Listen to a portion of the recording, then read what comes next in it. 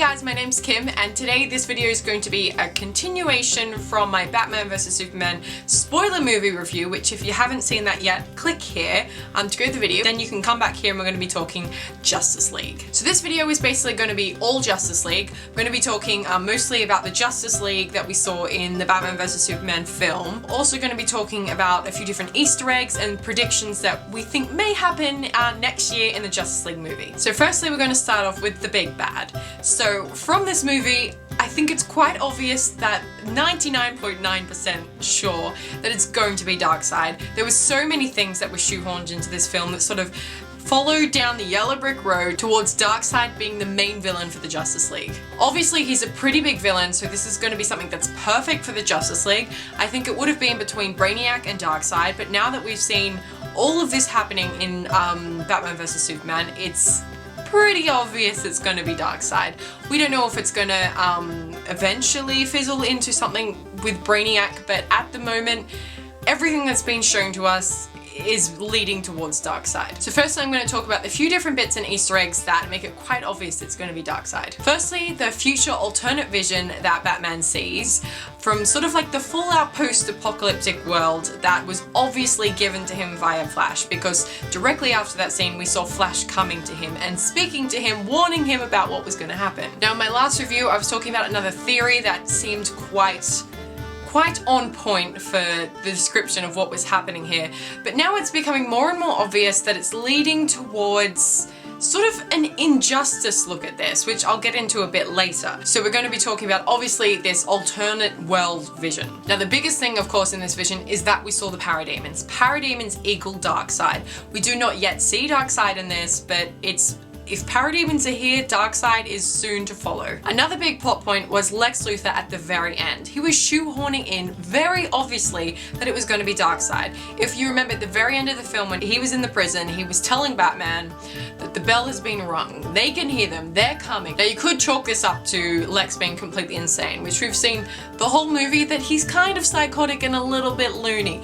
But if you do remember when he went into the Kryptonian ship, he actually got a lot of knowledge from there.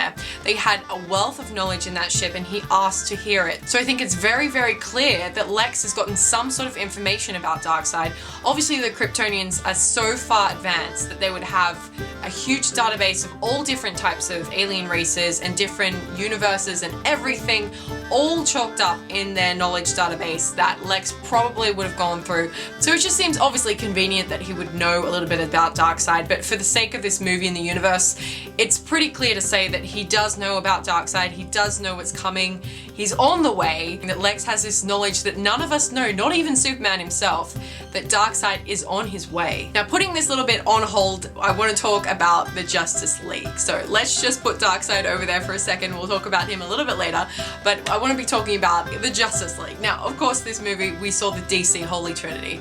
Supes, Bats, and Wonder Woman.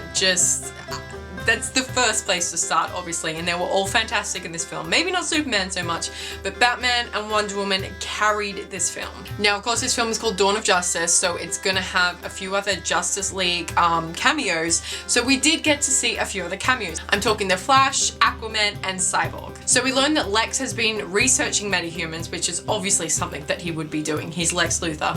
And we learned that he has found all this kind of information on Wonder Woman, on The Flash, on Aquaman and Cyborg, all of these people, and we sort of see it in the storyline, though I'm not overly happy how they introduce this. I found that was very lazy storytelling to have Wonder Woman get an email and sort of read it off the email. I mean, there could have been a much smarter way to sort of delve that into the story, but I feel like just getting a flash drive with a whole lot of stuff conveniently on there isn't the best way. It's a quick way to do it, that's for sure, but it's not the most creative way. It's a little boring, and that being said, okay, it's boring, but I guess we just needed it to be quickly shoved in there, which I think was a little bit awkward, obviously, but the fact that it's there and it's happening, I think we all just have to put that aside, and the fact that we're being given a Justice League, so we just need to take it as what it is. Okay, so I've talked a whole lot about Wonder Woman. Obviously, we saw Wonder Woman in this film. We've seen the photo from 100 years ago. Wonder Woman with Steve Trevor, aka Chris Pine, with a few other soldiers, probably from like World War I, that we saw in this movie, which was so exciting. That was probably my most exciting part of seeing the Justice League, was this picture, because I'm so excited for the Wonder Woman film. But we also got to see the Flash. Now, I'm very on the fence about the Flash. I wasn't sure about the casting. Ezra Miller, I know nothing about him. Physically, he doesn't really look like the Flash to me. Obviously, we can't knock them until we see them. Like, Batfleck was amazing. Gal Gadot as Wonder Woman, I guess we can't really say until we've seen it, because these two have just surprised us so much. So I don't want to say I don't like him as the Flash. I'm just saying, from what I've seen so far, not really convinced. I'm not liking the super dark hair with the ponytail. He just looks a bit like a hobo. Obviously, we don't know his story yet and how he's going to fit into the DC Comics cinematic universe, but I want to talk a little bit more about the Flash, in particular its connection to Injustice. Now, I have said in my other video, my Batman vs Superman movie review, plot point or theory that I was really convinced on. Now that I've sort of analysed this a bit more in terms of like it fitting into a very Injustice looking storyline, this seems a bit more prominent.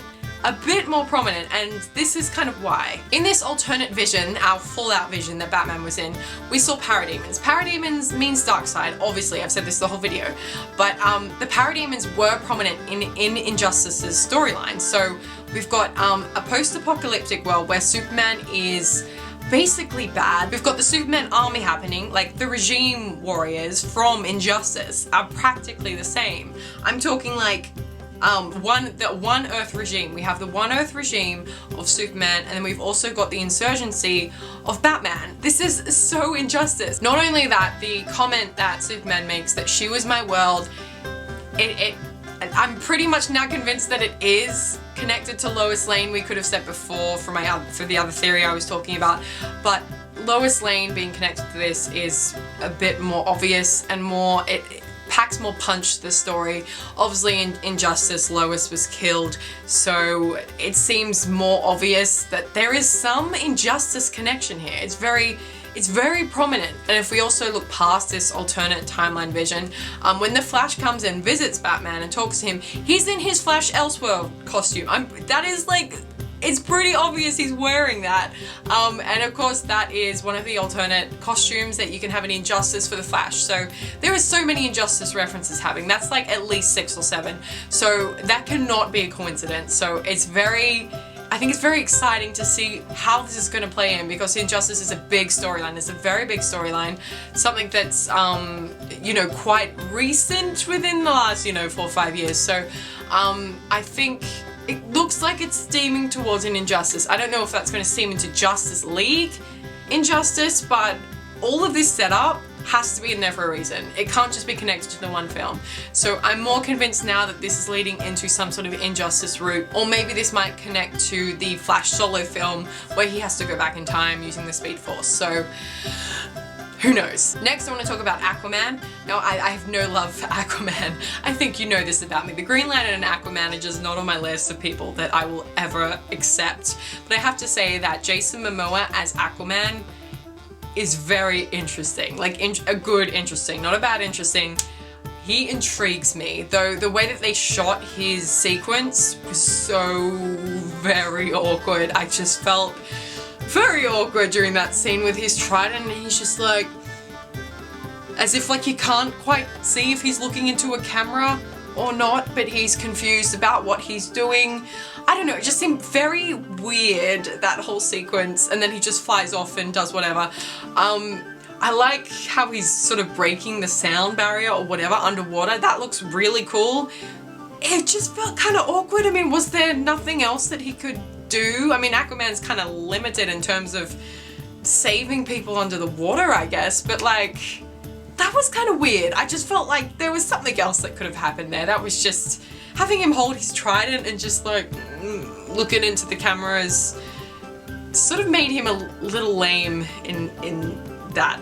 Physically he looked great, but you know, what he was doing. Who knows what he was doing. It was all strange. And lastly, Cyborg. Cyborg looked really cool in this. I was very, very interested in seeing more about this. Now we know that the scientist in there was Silas Stone, and he's experimenting on Victor. And the mother box there was basically creating him into Cyborg. So we got to see this happening. Obviously it was a very convenient video to have that it was just happening at that exact time, but I mean that's not something we should worry about too much. It's just, we're seeing it happen. He's Cyborg, so that's at least something that we can, you know, that we know he's going to be Cyborg in the Justice League. So it's happened, it's already done. I think they were under a huge amount of pressure to just get this Justice League happening. So I don't think it was ever not going to be forced. I think if they took a step back and just breathed and thought about how they could incorporate it in, they could have had a few better ideas than just being like, USB, you know, random elements, go, watch them, you know, surveillance videos, really, it was a bit awkward, a bit out of place, but I mean, it's happened and it's done and we have to accept it. So moving on from that, we have our Justice League. Those were the sort of Easter eggs I noticed on the first and second time of viewing. They were sort of like intertwined with each other. Obviously, breaking this down, the Parademons, aka Darkseid, are going to be the Justice League villain.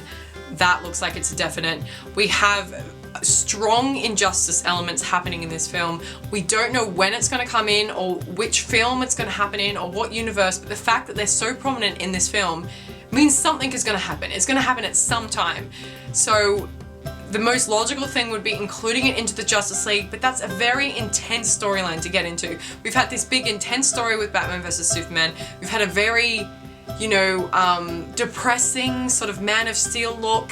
So Injustice is a very depressing storyline, I have to say. It's very big and it's very dark. So having this again on the Justice League might be a little too intense, but the fact that they're already introducing this means that they might go down this route. So that's it for my predictions, guys. What did you think about all the different Easter eggs? Which way do you think they're going with the Justice League? Leave me a comment below. Thank you so much for watching, and I will see you very soon. Goodbye.